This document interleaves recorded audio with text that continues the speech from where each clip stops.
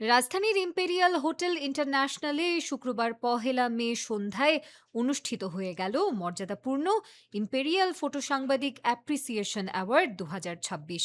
Photo সাংবাদিকতা শিল্পে অসামান্য অবদানের স্বীকৃতি স্বরূপ এই বিশেষ সম্মাননা অনুষ্ঠানের আয়োজন করেছে ফটো সাংবাদিক অ্যাপ্রিসিয়েশন অ্যাওয়ার্ড ২০২৬ সেলিব্রেশন কাউন্সিল। অনুষ্ঠানে প্রধান অতিথি হিসেবে উপস্থিত ছিলেন সমাজ কল্যাণ মন্ত্রণালয়ের প্রতিমন্ত্রী ফারজানা শারমিন এমপি। বিশেষ অতিথি হিসেবে উপস্থিত ছিলেন ঢাকাস্থ নেপাল দূতাবাসের মহামান্য রাষ্ট্রদূত শ্রী ঘনশ্যাম ভান্ডারী এবং দি নিউজ নেশনের ম্যানেজিং এডিটর ও ক্রীড়া লোক সম্পাদক আরশাদ হোসেন। অতিথিদের মধ্যে আরও উপস্থিত ছিলেন বাংলাদেশ ফেডারাল সাংবাদিক ইউনিয়নের মহাসচিব জনাব কাদের গনি চৌধুরী, বাংলাদেশ ফটো জার্নালিস্ট অ্যাসোসিয়েশনের সভাপতি AKM. Mohsin. Imperial photo journalist award ২০২৬-এর পুরস্কার প্রাপ্ত হন ২৭ জন।